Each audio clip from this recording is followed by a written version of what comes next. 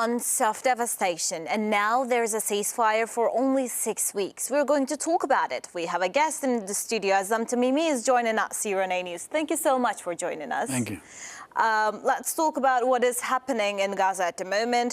With the numbers that I'm seeing right now, approximately 90% of Gaza's 2.3 million population, with many is at a many risk of famine right now. So what immediate humanitarian challenges are ahead? And we know that there is a ceasefire that is about to happen on Sunday with 1.5 months long. Do you think it is going to be enough for to mend at least some of the pain of the Gazans? Well, they have to start somewhere. I mean, the entire Gaza population has been subjected to this brutal siege, being starved, being denied medications, being denied freedom of movement, being killed. Yeah. Until today. I mean, the killing hasn't stopped. And therefore, the intention to bring in aid as soon as the ceasefire begins is welcome, of course. Well, of course, the ceasefire, as you mentioned, they have to start from somewhere, but there are so many things that is happening. And we have actually seen a footage that is saying that UN made a statement that it is going to take at least to 2040 to mend all the wounds from the atrocities of Israel. So I'm not going to call it war because it is not a war. It is just a genocide and atrocity that is happening. So we are having difficulties finding the right word because war happens two-sided. This is just an attack. Yes. So what would you say about the long-term international assistance? Do we expect anything from the international community? I mean, we of course do, but do you think that they're going to act on it? I think many international parties would love to provide aid. The European Union has just decided to provide a certain amount of aid. What has happened in Gaza isn't a secret. I mean, the world has seen it live on television.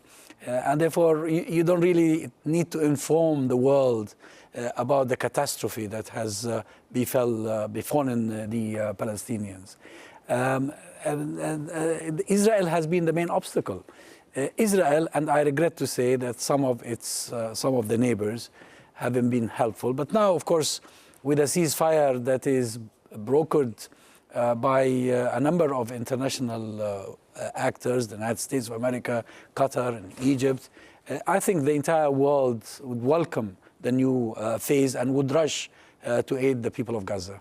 Which is something that we expect them to do because someone has to put their hands under the stone to make a difference. Yes. So do you think that let's talk about the phases of the agreement, because there's in the phase 1, we have ceasefire, includes the 6 weeks pause in the fighting and the release of 33 hostages and significant increase in the humanitarian aid. Those are initially so important points. So considering Gaza's infrastructure devastated, do you think that there will be any logistical challenges that they must ensure to overcome in order to deliver the humanitarian aid that we're talking about? I mean, imagine all this rubble that is filling Gaza from north to south, from east to west. This is, of course, an impediment. The infrastructure has been completely destroyed.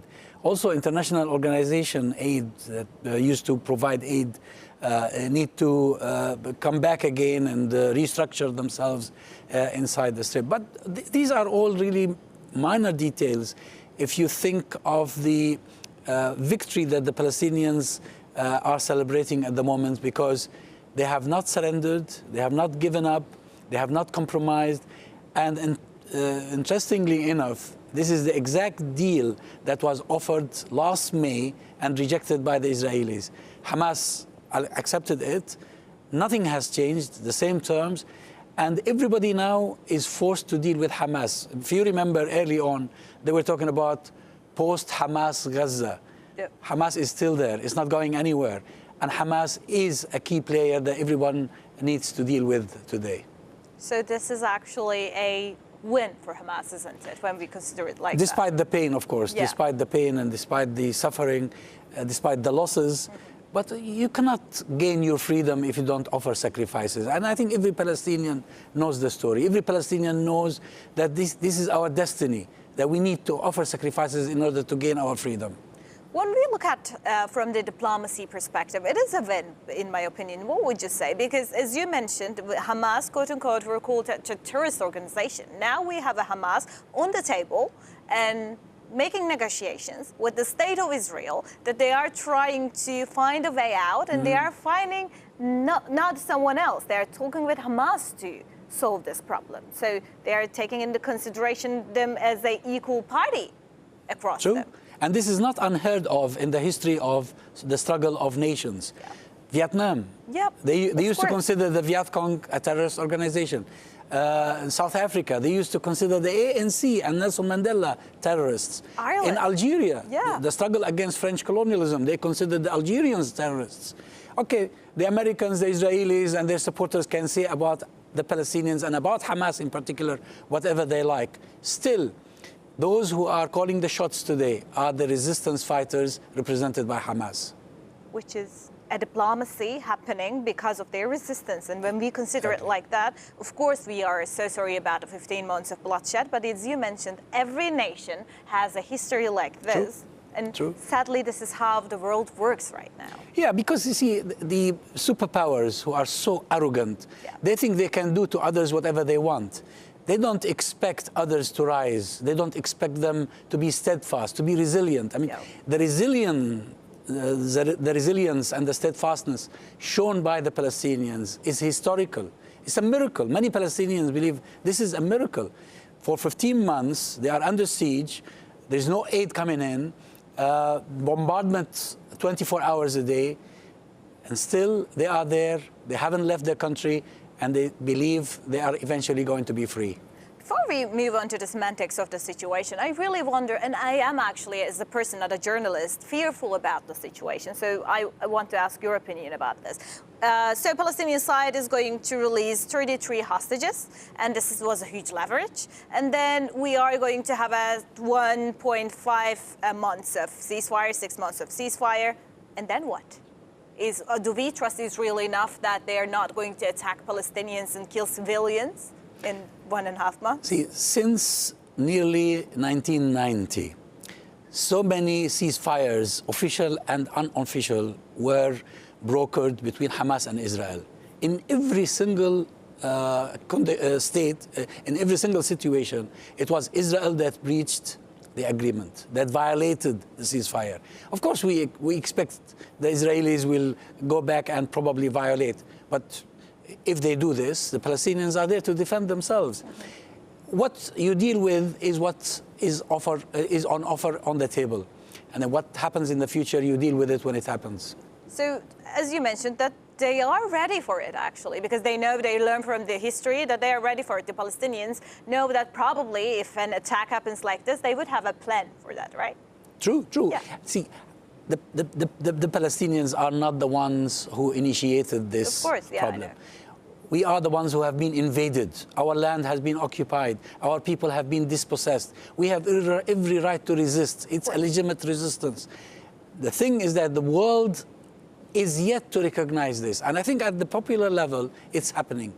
Whether in America or in Europe or anywhere in the world, there is a change in world public opinion. It's still governments are unwilling to change. But the time will come and they will change. Literally, I think there is a silver lining of this situation. I know that 15 months of pain is not something to applaud, but I think that it has raised some voice, because in the internet, in the young people amongst the Western people, they're understanding what is happening in Palestine. They're thinking about movies that they watched in Hollywood, and they're connecting the dots, and they're like, no, wait, Israel is not right in this particular situation. Yes, they know that their government is supporting Israel still, but slowly but surely, youth in the West, I'm saying that, and would you agree with me on that? Because I'm seeing that they're trying to understand what is right and what is wrong, and they are shifting their direction towards Palestinians' rights. See, I've been living in London or in the UK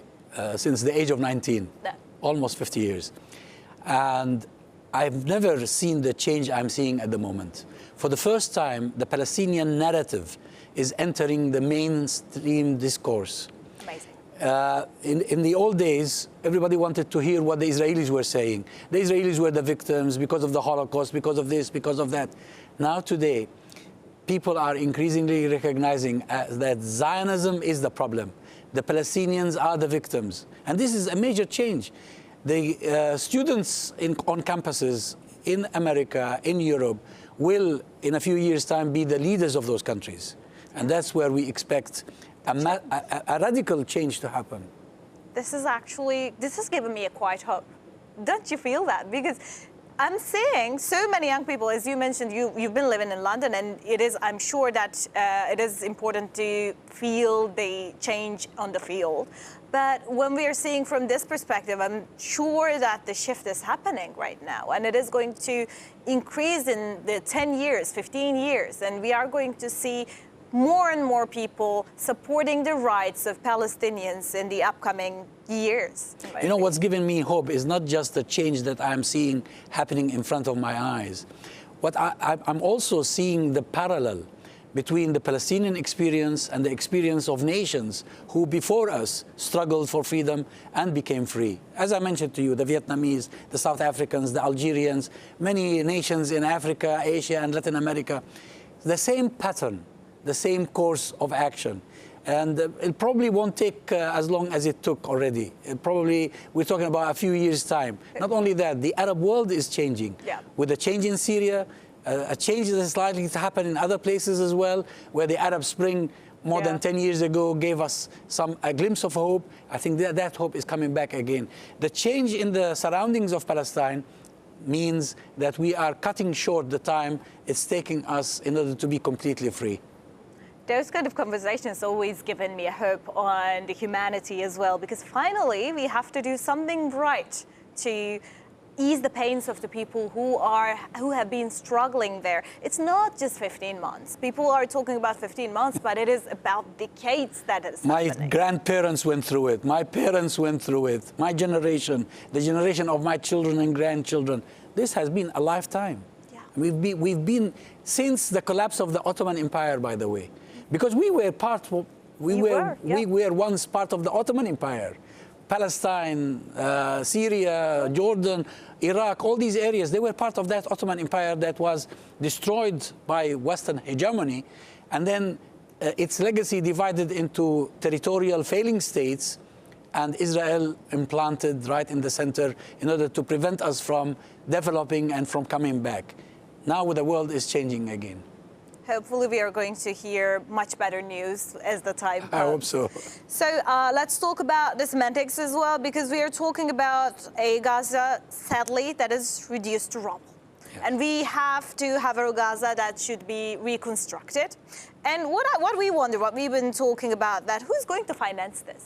And who should finance this? Because Israel attacked Gaza, and practically, in the international law, Israel should be able to provide aid for Gaza to reconstruct. But we're not expecting Israel to do that, do we?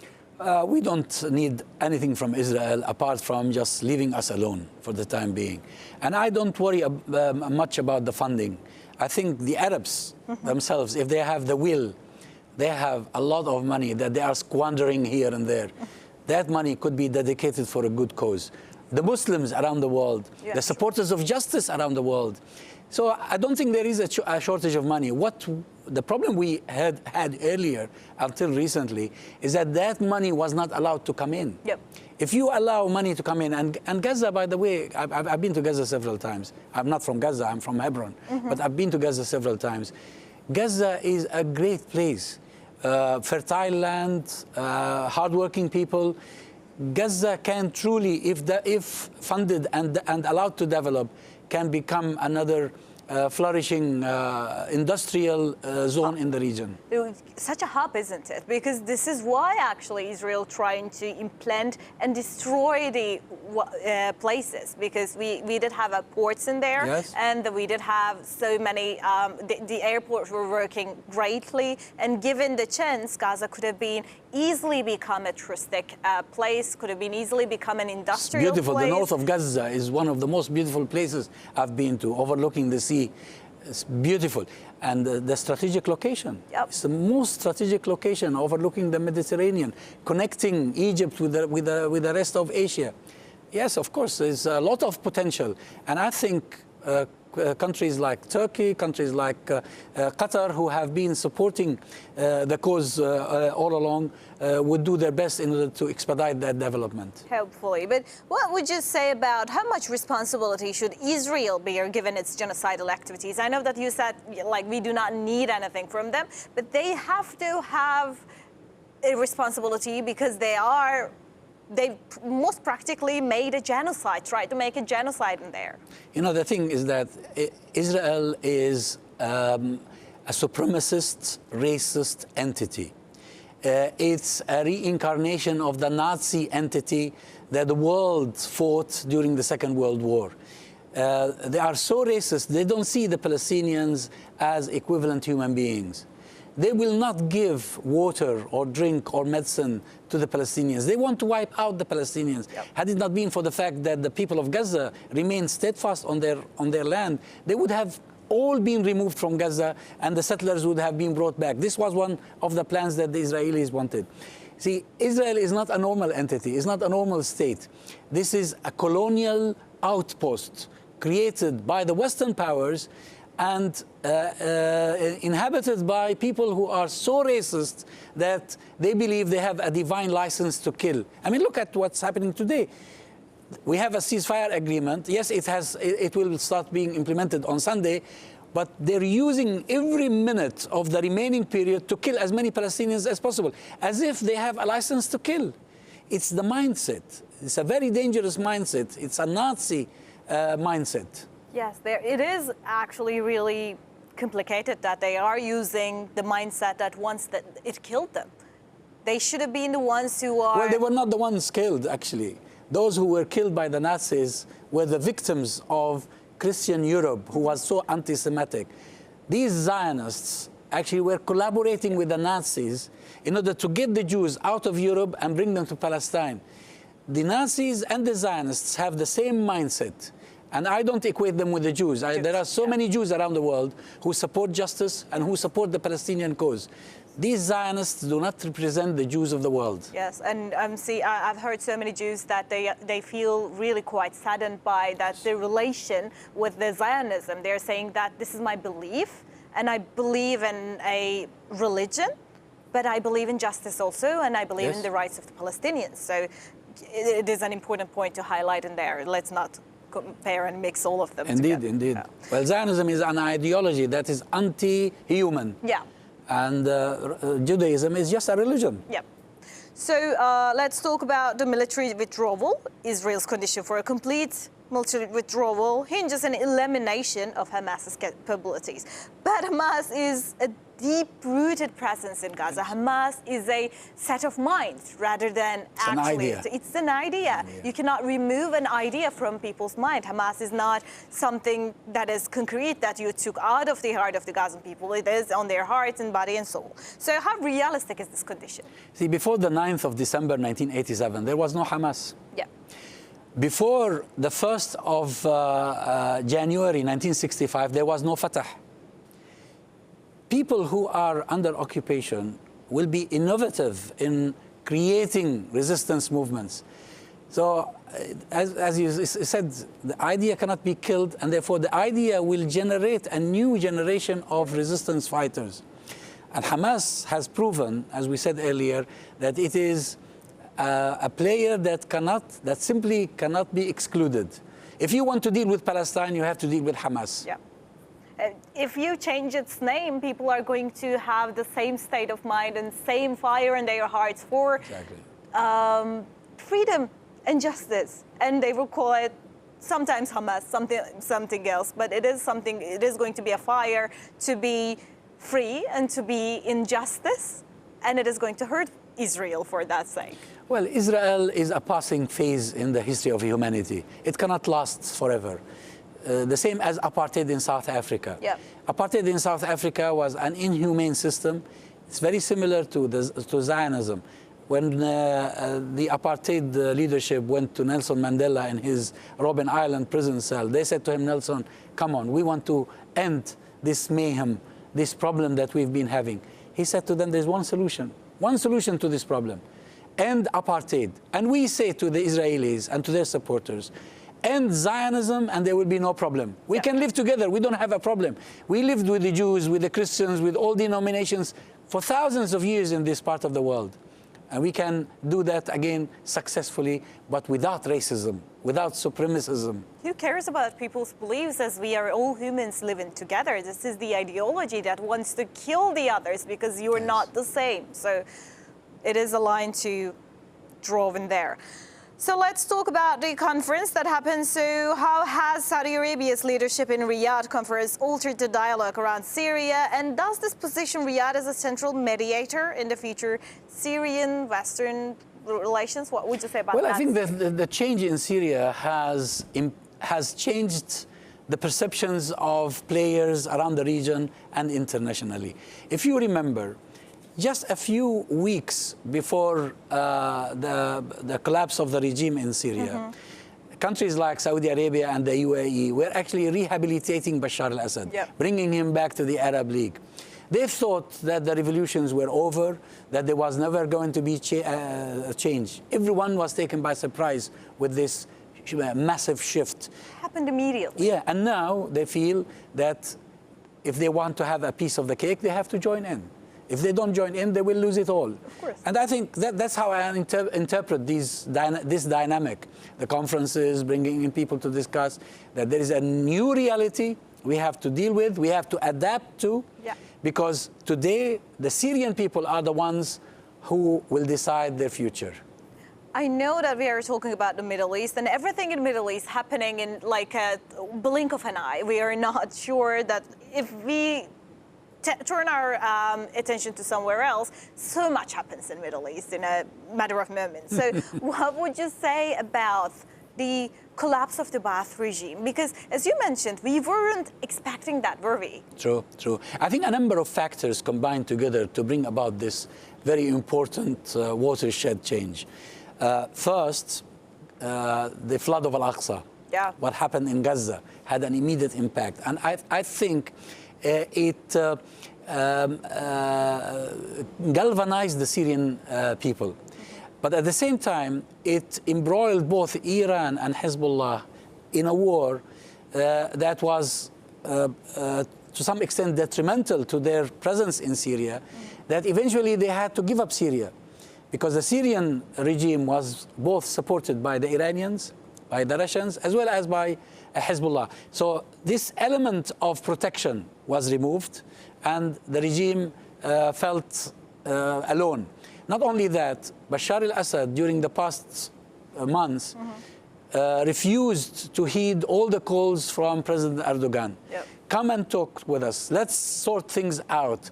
The Russians also were trying something similar with him. He was so arrogant that he refused the calls from the Russians. He refused the calls from Turkey. And as a result, his country was collapsing from within without him realizing. He's so arrogant. This is like Pharaoh. The story of Pharaoh is the same story. And at the same time, something very important happened during the past 6 or 7 years.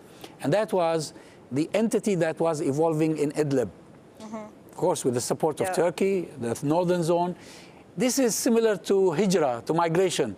You migrate from an area where you are really in shackles, and you become relatively free. You start preparing yourself. You equip yourself and prepare for the next phase. So many of them came from Damascus, don't they? From Daraa. From Daraa, From Daraa, yes, true. There were a similar situation was also evolving in Daraa. So from Daraa in the south and from Idlib in the north, there's also another very important element here. Not only the fact that Turkey was unhappy with Assad just ignoring the calls to come and talk, Turkey was very worried about the association of the PKK with the Syrian government, with the Syrian regime that fell before. And therefore, Turkey had every interest in preventing that threat coming to its side. And that also coincided with the best interests of the government of Idlib or the Syrian revolution. So all these factors really came together and precipitated that important change. This is quite important. And you were saying that it is important to highlight that Bashar al-Assad said that they do not want to talk with Turkey, they don't want to talk with Russia, and he flew over to Moscow, the first Gen-Z guy. So what is he doing there now? Well, he's being given asylum. But of course, there's also another very important point. See, the Iranians discovered that many of their top generals who were assassinated by the Israelis, actually the information about their location and whereabouts was provided by elements from the Syrian regime itself. So there was tension growing between Iran and the Assad regime. Subhanallah, when Allah wills a change will happen, it will happen somehow. And immediately it happens. We waited so much and it happened immediately. And this maybe indicates what is going to happen for Palestine as well. We're waiting and waiting. Maybe overnight we are going to see something else. We are going to see a two-state solution. We are going to see entirely different things for the freedom of the Palestinians, because things in the Middle East really change in an abrupt way. I think the way things are developing in Israel itself is that we're heading toward a completely different outcome. The current right-wing coalition in Israel doesn't believe in a two-state solution. And I think the two-state solution in the minds of many observers around the world is dead. And it's beyond revival. It cannot be revived. I think what we are going to see is something similar to what happened in Vietnam or Algeria or Afghanistan. The occupiers, the invaders, will have to give the indigenous population their freedom and start again. We are not talking here about, like some Arab nationalists used to say in the past, throwing the Jews to the sea or doing this or doing that. We want to create a situation in which all communities can coexist in peace. But that cannot be done under a racist system of governance.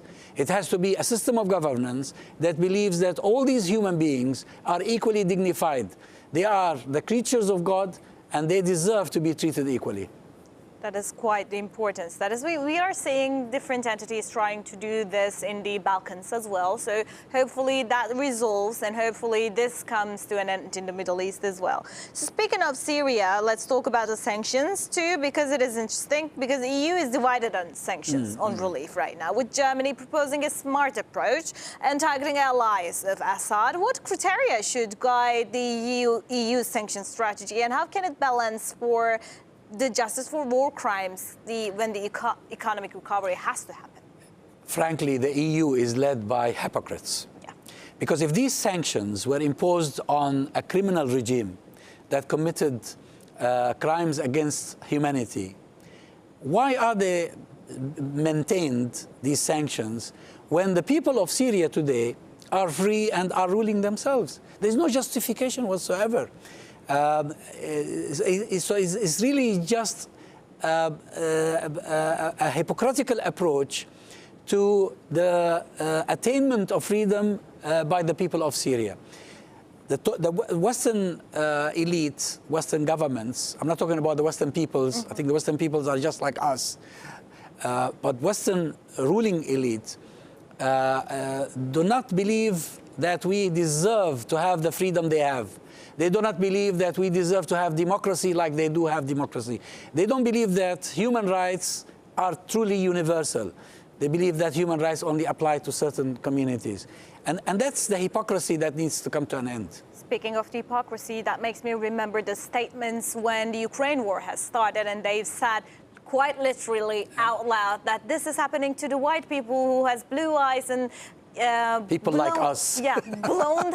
They're blonde. They have colored eyes. How can this happen to them? I mean, if it were, I've seen it. I've seen them saying that. If it were happening in the Middle East, I wouldn't care. Yeah, but many Syrians have blue eyes and have yellow hair, but because they are Muslim.